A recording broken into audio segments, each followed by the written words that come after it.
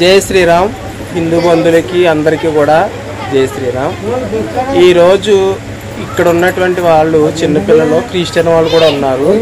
Bible అంటే ఏంటో కూడా తెలియకుండా క్రిస్టియన్స్ గొప్పవాళ్ళు, పాస్టర్ గొప్పవాళ్ళు అని వీళ్ళకి తెలియక పాపం చర్చికి వెళ్తున్నారు.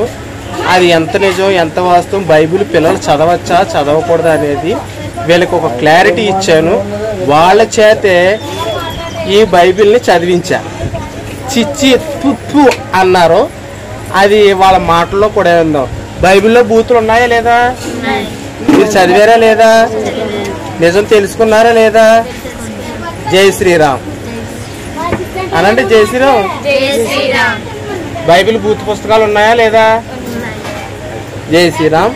ఇలాంటి కార్యక్రమాలు ఎన్నో మరెన్నో చేయాలని, నేను ఆరోగ్యంగా ఉండాలి, మన హిందుత్వాన్ని కాపాడాలని, ఇలాంటి పిల్లలకి మనం సత్యాన్ని నిజాన్ని తెలియజేయాలని చెప్పి నేను ఎంతో ఆశిస్తున్నాను.